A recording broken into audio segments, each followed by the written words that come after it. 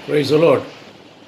फिर एक बार पिता परमेश्वर के नाम की स्तुति हो, क्योंकि फिर एक बार खुदा ने सुंदर सा समय हमारे जीवन में दिया है ताकि हम उसकी इबादत करें, उसकी आराधना स्तुति करें, उसकी हम्द करें, उसकी तारीफ़ करें, उसकी प्रशंसा करें, क्योंकि परमेश्वर प्रशंसा के योग्य है। बाइबल कहती है अनंत आनंद काल से वो एकमात्र परमेश्वर है। फिर एक बार आज इस सुबह में आपका पासबान प्रभु यीशु मसीह में आप तमाम लोगों को सलाम कहता हूँ, और मेरे दिल से तमन्ना है, दुआ है कि खुदा आपके परिवार को सुरक्षित रखे, आशीष दे, बरकत दे, चैन इत्मीनान दे। आसमान के दरवाजे खोलकर तमाम बरकतें खुदा आपकी ज़िंदगी में लाए। खुदा आपको हमेशा सुख दे और आपको हमेशा खुश रखे खुदा। ये मेरी तहे दिल से दुआ है खुदा से। तो आइए फिर एक बार आज परमेश्वर के वचन की ओर हम बढ़ते हैं। जैसे लास्ट संडे हमने नोहा की ज़िंदगी के बारे में देखा था, आज फिर एक बार हम नोहा की ज़िंदगी के बारे में देखेंगे कि किस प्रकार खुदा ने उसे आशीष दी और किस प्रकार उसे बड़े बड़े रिवॉर्ड परमेश्वर ने दिए, पुरस्कार जिसे हम कहते हैं, प्रतिफल जिसे हम कहते हैं, परमेश्वर ने दिए हैं। तो आज उसी के बारे में मैं आपसे आपको प्रभु का वचन उसके जीवन के बारे में बताना चाहता हूँ। फिर एक बार जब हम नोहा की ज़िंदगी के बारे में बहुत सारी बातें लास्ट संडे हमने देखी हैं कि किस प्रकार कैसे संकट भरा समय था, उस समय में भी नोहा ने कैसे अपने परिवार के लिए आशीष का कारण बना और उसे खुद ज़िंदगी मिली और उसने अपने परिवार को सुरक्षित रखा और परमेश्वर की दया उस पर प्रकट की है। तो आज फिर एक बार सुबह यही टॉपिक को आगे बढ़ाते हुए हम देखेंगे। फर्स्ट ऑफ ऑल जब हम यहाँ परमेश्वर के वचन में नोहा की ज़िंदगी के बारे में देखते हैं तो यहाँ लिखा है कि पहला पॉइंट ये है कि honoured by God with on everlasting covenant. देखते हैं खुदा ने उसको इज्जत दी है ना। खुद जो दुनिया का बनाने वाला खालिक और मालिक, सारे जहाँ का परमेश्वर, जिसने सारी सृष्टि की रचना की, ज़मीन पर रहने वाले एक शख्स को इज्जत देता है, ऑनर देता है। और है ना, ये बहुत बड़ी भाव है अजीज़ों। हम देखते हैं कि उस ज़माने में बहुत लोग हैं, बहुत तादाद में लोग हैं, लोगों के पास सब कुछ है। जो नोहा को मिलता है वही सारी चीज़ें जो है लोगों को मिलती है। लेकिन इसके बावजूद भी यहाँ हम देखते हैं कि उतने पूरे लोगों में, उतनी पूरी भीड़ में, उतनी पूरी दुनिया के अंदर केवल परमेश्वर नोहा को इज्जत देता है, हॉनर्ड देता है। लिखा है कि honoured by God with on everlasting covenant, है ना। हमेशा की ज़िंदगी का की जो वाचा है परमेश्वर ने जो है नोहा के साथ बांधी हुई है, नोहा को दिया हुआ है।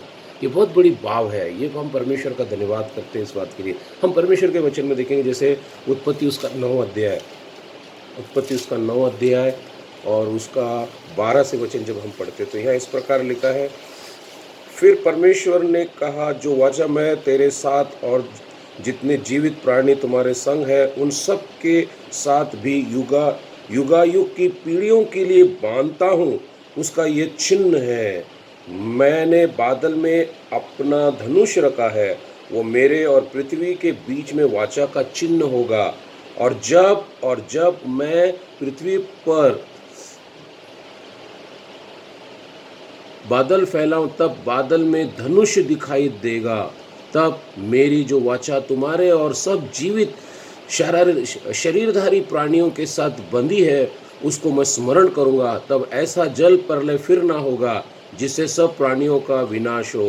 बादल में जो धनुष होगा मैं उसे देख के ये सदा की वाचा स्मरण करूंगा जो परमेश्वर और पृथ्वी पर के सब जीवित शरीरधारी प्राणियों के बीच में बांधी है। फिर परमेश्वर ने नोहा से कहा, जो वाचा मैंने पृथ्वी भर के सब प्राणियों के साथ बांधी है उसका चिन्ह यही है ना।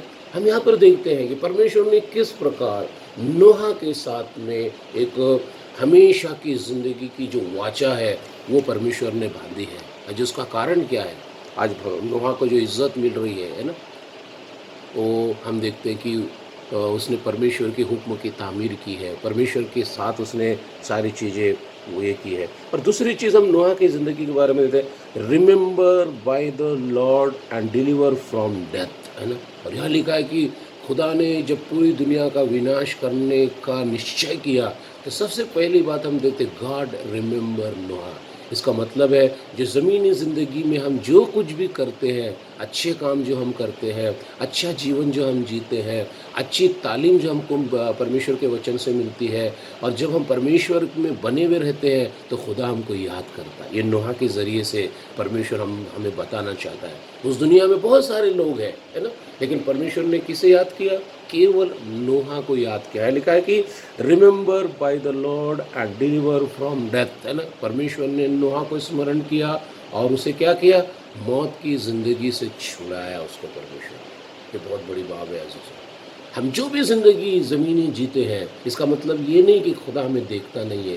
खुदा हमें देखता है, खुदा हमारे साथ रहता है, परमेश्वर हमारे ऊपर अपनी निगरानी रखता है, परमेश्वर अपनी दृष्टि हमारे ऊपर बना के रखता है ना? आज परमेश्वर ने अपनी दृष्टि नूह के ऊपर बना के रखी, है ना? अगर हम परमेश्वर के वचन में देखते हैं, अ, उत्पत्ति उसका 8 अध्याय और उसका 1 वचन, उत्पत्ति उसका 8 अध्याय और उसका 1 वचन, यहाँ लिखा है।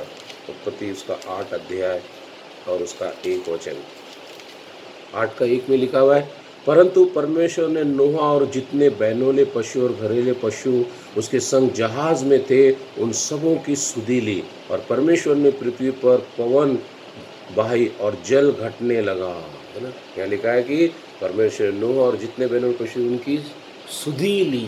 सुधि लेना मतलब है ध्यान देना, रिमेंबर करना, याद रखना, स्मरण करना, है ना? परमेश्वर ने जो है नोहा को स्मरण किया। क्या बात है अजीज़।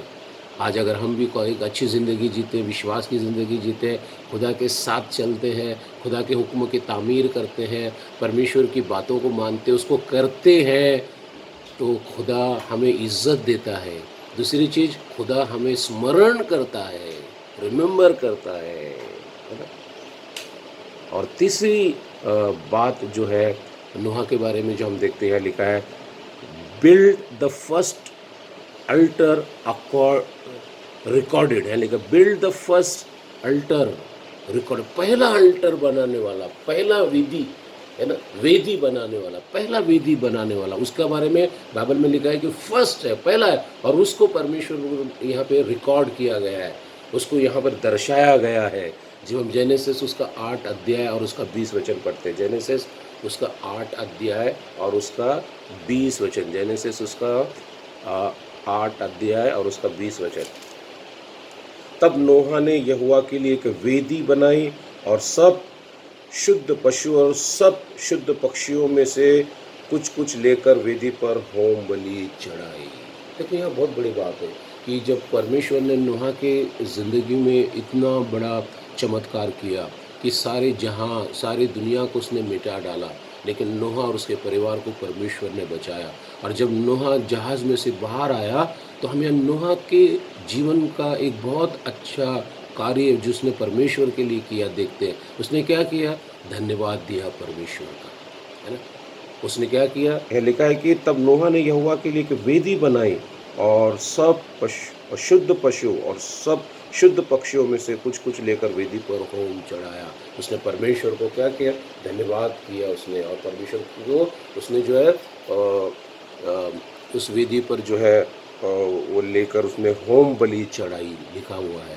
तो यहाँ हम नोहा की ज़िंदगी को देखते हैं कि जो भी आशीष उसने परमेश्वर से प्राप्त की है, और जो और आशीष क्यों उसने प्राप्त किया, सभी को उसके जीवन के बारे में पता है कि किस प्रकार नोहा ने वो सारे कार्यों को किया है और परमेश्वर ने। लेकिन यहाँ हम उस नोहा के जीवन में ये देखते कि जहाज़ में से बाहर आने के बाद, है ना, उसने जो है परमेश्वर का धन्यवाद दिया। इसी प्रकार मेरे और आपके जीवन में भी थैंक्स गिवन जिसको हम बोलते हैं, धन्यवाद जो परमेश्वर को देना है, वो बहुत महत्व का मुद्दा है। यहाँ इसलिए लिखा है कि build the first alter recorded, है ना? उसने पहला वेदी बनाई, बिल्ड किया उसको, उस वेदी को बनाया उसने, है ना? हम देखते कि वो बड़ी मुश्किल का समय था वो बनाना, पानी घटा हुआ था, पूरा पानी चला गया था, और उसमें से परमेश्वर के लिए वेदी बनाना और वेदी बनाकर अपने परिवार के साथ में वहाँ आकर उसकी आराधना करना, ये बहुत मेहनत का काम था अजीज़ों, लेकिन उसने किया, नोहा ने किया, और उसका रिकॉर्ड यहाँ पे है। और यहाँ पे हम उसके बारे में देखते हैं कि देखा कि, और उसका जो चौथा मोस्ट इम्पॉर्टेंट जो नोहा का जो महत्व का जो कैरेक्टर हमको दिखाई देता, वो यहाँ फिर ये है कि obedient when appointed to hard task, है ना। जब उसने उसने परमेश्वर के हुक्म की तामीर, परमेश्वर की आज्ञा का पालन तब किया जब जो टास्क था, जो काम उसे दिया गया था, इस इट वाज ए हार्ड था। इंग्लिश में लिखा हार्ड टास्क, बहुत मेहनत का काम था वो। एक तरह से अगर इंसानी दिमाग से सोचा जाए तो बहुत ही कठिन था वो। लेकिन यहाँ लिखा है कि उसने उस समय खुदा की आज्ञाओं को माना। जो जो काम खुदा उसको दे रहा है, जो जिम्मेदारी परमेश्वर उसको दे रहा है, वो बहुत मुश्किल की थी वो, बहुत ही मुश्किल की थी वो। लेकिन बाइबल में लिखा है कि उसने उतनी मुश्किल टास्क को परमेश्वर के लिए करने के लिए उसकी आज्ञा का पालन किया। ऐसे जब ज़मीनी ज़िंदगी हम लोग जीते हैं, कभी कभी जब मुश्किलात हमारे जीवन में आती है, कठिनाइयाँ जब हमारे जीवन में आती है, जो टास्क हमारे सामने है, जो हमें मिलता है, कभी कभी अगर वो बहुत मुश्किल वाला हो, कठिन हो, तो हम निराश हो जाते हैं, चिंतित हो जाते हैं, भयभीत हो जाते हैं, और हम चिड़चिड़ापना हमारे जीवन में आ जाता है, और बहुत सारे प्रश्न, अविश्वास हमारे जीवन में आने लगता है। लेकिन हम यहाँ नोहा के बारे में देखते हैं। नोहा का बड़ा परिवार है, बड़ी जिम्मेदारी है नोहा को, लेकिन इसके बावजूद भी उसने क्या किया, उस टास्क को, उस काम को नोहा ने क्या किया, बड़ी शिद्दत के साथ, बड़ी मोहब्बत के साथ उसने उस काम को पूरा किया। इसीलिए बाइबल में लिखा है, गॉड ने उसको स्मरण किया, रिमेंबर किया, उसको याद रखा, और उसके बारे में लिखा है उसको इज्जत दी परमेश्वर ने, और इसीलिए लिखा है कि उसने उसका टास्क बनाया, है ना। बहुत सारे कार्य यहाँ पर हम नोहा के जीवन के बारे में देखते हैं जो नोहा ने किया है। सो ये बहुत महत्व का मुद्दा है, ये बहुत बहुत बड़ी बात हमारे जीवन में होनी चाहिए, जैसे नोहा के जीवन में थी। हम यहाँ नोहा के बारे में उस चीज़ को देखते हैं, और यहाँ लिखा है जेनेसिस, जब हम देखते हैं कि कितना बड़ा टास्क था उसमें, कितना बड़ा दिन उसने उस काम को पूरा किया। तो एक मसीह ज़िंदगी जीवन जीते समय इस संसार के अंदर, चाहे हमारा टास्क, हमारा काम कितना भी हार्ड हो, कितना भी तंग हो, कितना भी मुश्किल से भरा हो, कितना भी कठिन हो, लेकिन हमें उसको पूरा करना चाहिए। और जब हम उसको पूरा करते हैं तो परमेश्वर हमें बहुत बड़ी बड़ी आशीषों से नवाजता है, बरकतों से नवाजता है, क्योंकि खुदा का वादा है।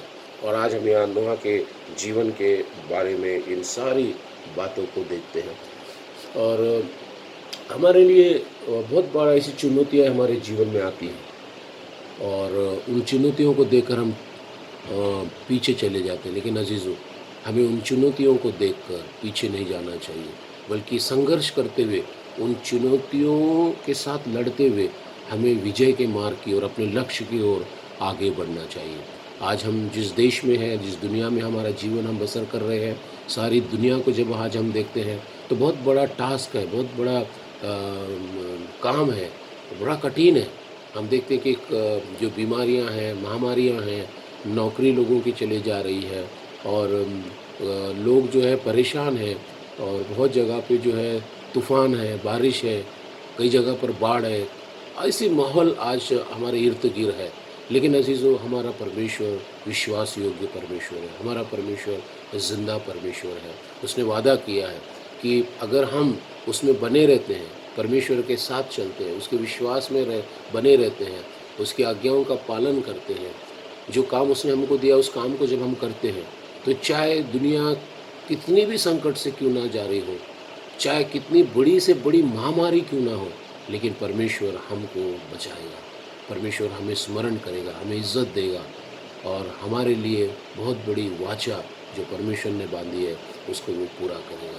तो अजीज़ों, मैं फिर एक बार मैं आपको इंकरेजमेंट करता हूँ कि जो भी हालात आज हमारे जीवन में है, जो भी परिस्थितियाँ हमारे जीवन में है, वो ठीक है, लेकिन उसके साथ साथ हमारा जो विश्वास है, हमारा जो खुदा पे कॉन्फिडेंस है, उसको कमज़ोर नहीं करना है, उसमें बने रहना है, प्रार्थना करनी है, प्रभु ने जो काम हमको दिया उस काम को पूरा करना है, परमेश्वर के वचन का मनन और चिंतन करना है, और अपने तमाम लोगों के लिए प्रार्थना करना है। फिर एक बार मैं तहे दिल से आप तमाम लोगों का शुक्रगुजार हूँ, और प्रभु में आप सबको मैं धन्यवाद देता हूँ कि फिर एक बार एक सुंदर सा समय प्रभु ने हम सबको दिया है। और हम सब प्रार्थना कर रहे हैं जल्द से जल्द बहुत सारे जो गांव हैं बहुत सारे मेरे मित्र पास्टर्स हैं, उन्होंने मुझे फ़ोन करके बताया कि कुछ-कुछ चर्चेज़ जो है चालू हो गए हैं गाँव-गाँव में, और वहाँ पर वो मिलकर प्रभु की आराधना कर रहे हैं। और हम भी चाहते हैं कि प्रभु हमें भी जल्द से जल्द आपस में मिलने का मौका दे, और हमारे भी चर्च में हम आपस में मिलें, हमारी गवर्नमेंट हमको परमिशन दे, और जल्दी से जल्द नया कानून आए कि लोग अपने-अपने इबादत गाह में, अपने-अपने मंदिरों में जाकर परमेश्वर की आराधना स्तुति करें। तो हम सब इसीलिए प्रार्थना कर रहे हैं कि प्रभु जल्द से जल्द ये समय लाए कि हम आपस में मिलकर उसकी आराधना स्तुति करें, और ये बीमारी जो है पूरे दुनिया से चली जाए, और फिर से एक अच्छी ज़िंदगी हम बसर कर सकें। तो फिर एक बार मैं आप सबका परमेश्वर में धन्यवाद देता हूँ, और फिर एक बार अपील करता हूँ आप सबसे कि एक दूसरे के लिए प्रार्थना में आप बने रहना है, एक दूसरे के लिए प्रार्थना करना है, एक दूसरे की मदद करना है, और जिस प्रकार भी हो हम आपस में मिलते हैं, प्रभु की आराधना स्तुति होती है। और आप सब लोगों का मैं धन्यवाद देता हूँ, जो ये वीडियो मैं आपको भेजता हूँ, इस वीडियो के माध्यम से आप लोग हमें देखते हैं, सुनते हैं प्रभु का वचन, और प्रभु आपको बड़ी आशीष दे। फिर एक बार एक अपील करना चाहूँगा मैं आप सबसे कि आप सभी लोग जो है आपके जो भी आपका कर्तव्य है, जो भी आप मेंबर हैं चर्च के, आप भी आपकी ड्यूटी को, आप भी आपके काम को पूरा करें। जो भी आपका थैंक्स गिवन है, ऑफरिंग्स है, टाइट्स है, आप चर्च को रेगुलर दें। मैं बार-बार ये बात आपसे कहता हूँ, क्योंकि ऐसा है कि आपके जो भी मदद आती है, जो भी सपोर्ट आपका आता है, उसके द्वारा चर्च की बहुत सारी एक्टिविटीज़ जो है फंक्शन होती है, और चर्च जो है उन सारी ज़िम्मेदारियों को पूरा करता है। अ, और हमारे लिए बड़ी दुःख की बात है कि हमारी जो जवान आंटी थी, अब इस दुनिया में नहीं रही, आप सभी को पता है। लेकिन हमने उनकी ज़िंदगी में देखा कि वो कितनी तकलीफ़ से अपनी ज़िंदगी को जी, कितनी बार वो गिरी हैं, कितनी बार उनको हॉस्पिटल में एडमिट किया गया, कितनी बार वो सीरियस हो गई, कितनी बार ऐसा लगा कि अब ये बेड से उठ नहीं पाएँगे। लेकिन फिर भी प्रभु ने उनको बेड पे से उठाया और तंदुरुस्ती दी, और उनके हाथ काँपते थे, पैर काँपते थे, पकड़-पकड़ कर, हम आपको सभी को पता है, हम 5वें माले पर मलाड चर्च में जो है अपनी आराधना स्तुति करते थे, उस हॉल में आंटी वहाँ भी आती थी, जब जब उनको मौका मिलता था वो चढ़ के आती थी, और दम-दम आता था उनको, वो बोलती थी, रोती थी कि पास्टर मेरे लिए दुआ करो कि मैं चर्च में आऊँ। और वो चर्च जब आती थी बड़ी खुश हो जाती थी, हमारे हाथों को पकड़ कर वो किस लेती थी, और कहती थी मुझे आज बड़ा अच्छा लग रहा है कि मैं परमेश्वर के मंदिर में आई हूँ।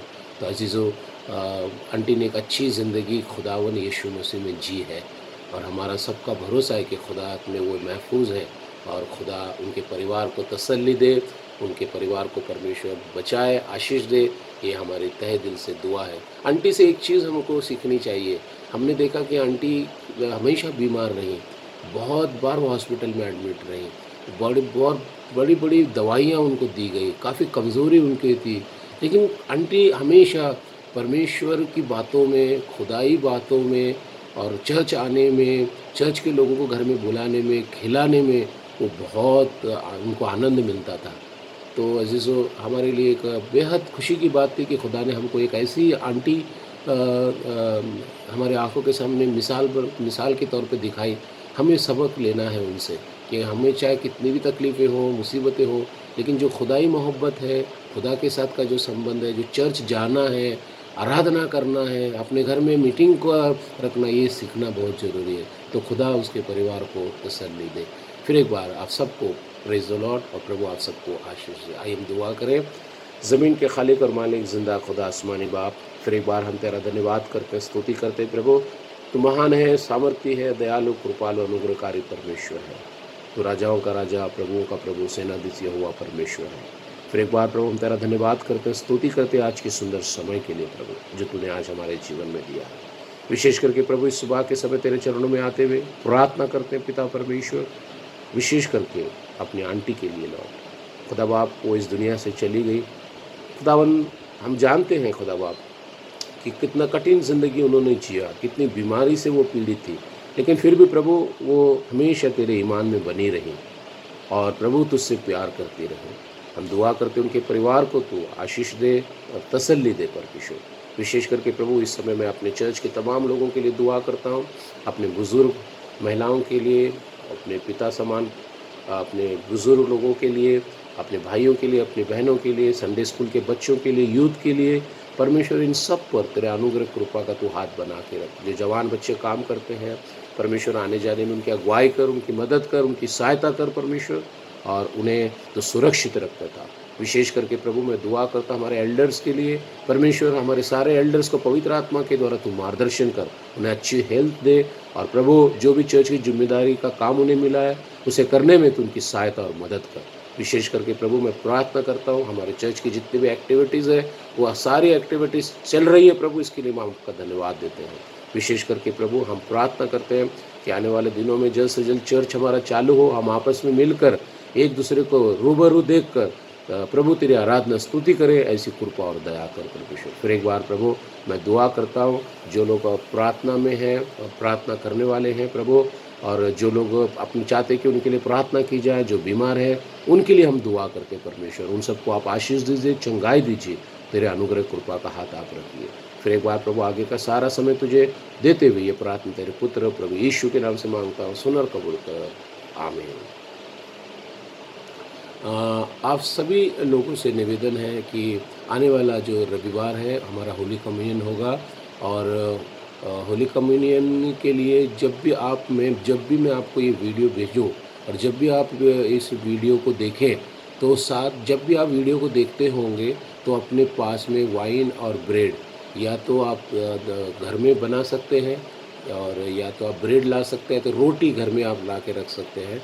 और जब भी आप ये वीडियो देखें तो सामने रखें, क्योंकि इस वीडियो के में मैं वो प्रभु भोज की विधि का जो भी परमेश्वर के वचन होंगे वो पढ़ूंगा, तो वो आप ले सकते हैं। ज़रूरी नहीं कि आप 9 बजे दोपहर में, कभी भी जैसा भी वीडियो आपको ये पहुंचता है, जितने भी आपको वीडियो आप देखने वाले हैं कि आज का संदेश पास्टर ने रिकॉर्डिंग करके भेजा है, तो उसी समय आपके वीडियो सुनते समय आपके पास में प्रभु का जो भी ब्रेड है, वाइन है, रोटी है, जो भी है आप सामने रखिए, और जब वो वीडियो में आएगा, जब मैसेज ख़त्म होगा उसके बाद में वचन पढ़ा जाएगा, उसके बाद में प्रभु भोज की विधि होगी, तो आप वो विधि ले सकते हैं। तो यह मेरे आपसे निवेदन है। तो आने वाले संडे में हमारा प्रभु भोज होगा। प्रभु आप सबको आशीष दे। Praise the Lord. आमीन।